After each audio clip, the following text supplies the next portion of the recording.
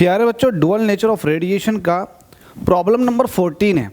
ये short questions के अंदर आता है, लेकिन कॉन्सेप्चुअल प्रॉब्लम जो है ना ये तगड़े हैं, तो आप बिल्कुल भी इग्नोर ना करें, सारे क्वेश्चंस को लगा लें। सिंगल प्लेलिस्ट के अंदर सारे क्वेश्चन का ज़ख़ीरा है, आप सारे क्वेश्चन देख लें, यकीनन आपकी तैयारी में 4 चांद लग जाएंगे। तो क्वेश्चन आपके सामने ये बोल रहा है कि फिगर 10.23a, इसको मैं थोड़ा छोटा कर देता हूँ, फिगर आ जाएंगे आपके सामने। ये है, आपसे बोला है फिगर 10.2a, मतलब ये वाला figure shows the variation of the stopping potential, जिसको आप वी नोट कह रहे हैं, विद द फ्रीक्वेंसी न्यू। पहले वाले ग्राफ के अंदर स्टॉपिंग पोटेंशियल और फ्रीक्वेंसी के बीच में वेरिएशन है फॉर 2 डिफरेंट मेटल्स। देखो ये ग्राफ प्लॉट हुआ M1 मेटल के लिए और M2 मेटल के लिए। किसके लिए है, किस किस के बीच है, स्टॉपिंग पोटेंशियल और फ्रीक्वेंसी के बीच में। तो आपसे कह रहा है what are the values of the work function for M1 and M2। तो पहले वाले ग्राफ की मदद से आप वर्क फंक्शन की वैल्यू बताओ। आपको क्लियरली पता है जो वर्क फंक्शन का फॉर्मूला होता है, मैं आपको बता देता हूँ। वर्क फंक्शन जो होता है, अगर मैं ग्राफ की मदद से बताना चाहूँगा तो भी, और अगर ग्राफ की मदद से ना भी बताना चाहूँ तो भी, वर्क फंक्शन का फॉर्मूला होता है H इंटू न्यू नोट। ये वर्क फंक्शन होता है। न्यू नोट क्या है, ये होता है थ्रेशोल्ड फ्रीक्वेंसी। अब मुझे बताओ पहले वाले मेटल के लिए थ्रेशोल्ड फ्रीक्वेंसी की वैल्यू कितनी है, बताओ जल्दी से। न्यू 01, तो आप पहले वाले के लिए, फर्स्ट वाले के लिए जो वर्क फंक्शन निकल कर आ जाएगा वो आ जाएगा H न्यू नोट 1, क्योंकि पहले वाले के लिए थ्रेशोल्ड फ्रीक्वेंसी न्यू नोट 1 है। ऐसी दूसरे वाले के लिए वर्क फंक्शन की वैल्यू कितनी आ जाएगी, आप लिखेंगे वर्क फंक्शन, आप इस तरह से भी लिख सकते हैं वर्क फंक्शन फॉर मेटल 2, ये हो जाएगा H न्यू। अब बताओ दूसरे वाले के लिए जो थ्रेशोल्ड फ्रीक्वेंसी है वो है कितनी, तो मेटल 2 के लिए थ्रेशोल्ड फ्रीक्वेंसी जो है वो है न्यू 02, तो आप इसको कह सकते हैं न्यू 02। तो ये हो गया पहले वाले पार्ट का आंसर, बड़ा सिंपल सा पार्ट था। सेकंड वाले पार्ट की तरफ को चलते हैं। आपसे कह रहा है the values of the stopping potential for M1 and M2 for frequency.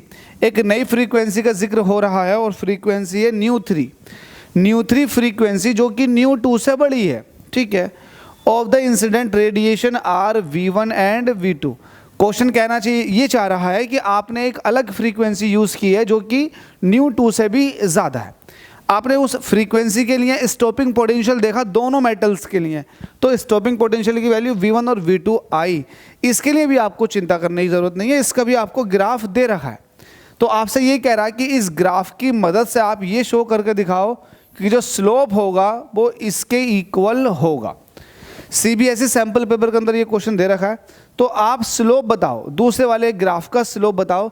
आपको दिख नहीं रहा होगा अच्छे से, मैं इसको बड़ा करके दिखा देता हूँ, स्लोप आपको क्लियर दिखाई दे जाएगा। देखो इसका स्लोप बताना आपको। अब स्लोप आप कैसे बताओगे, मुझे बताओ जल्दी से, स्लोप कैसे निकाला जाता है। तो स्लोप निकालने के लिए बड़ा सिंपल सा फंडा है। स्लोप जो होता है वो थीटा होता, ये स्लोप होता। अब चूंकि दोनों ग्राफ सेम स्लोप के हैं, बहुत सारे बच्चे अब ये बोलेंगे कि आपको ये कैसे पता चल गया कि इनकी स्लोप सेम है। तो भाई स्लोप जो होती है ना, कितने भी मेटल क्यों ना हो, सबकी सेम ही होती है। तो स्लोप तो ये हो गई, इसको आप H/E भी कहते हो, स्लोप सेम होगी, ठीक है। तो स्लोप का तो मसला ये बन जाता है कि स्लोप सेम होने वाली है, लेकिन यहाँ पर स्लोप की वैल्यू पूछा इस ग्राफ के अंदर, कैसे निकालोगे। थीटा ये है, थीटा ये, तो जाहिर सी बात है थीटा ये भी होगा। तो इस थीटा के लिए परपेंडिकुलर ये हो गया और बेस ये हो गया, तो आप ट्राइंगल ये वाला ले लो, इस ट्राइंगल में आप स्लोप निकाल लो। तो स्लोप आप निकालोगे, सेकंड वाले पार्ट को सॉल्व कर लाऊं तो यहाँ पर हो जाएगा स्लोप ऑफ द ग्राफ।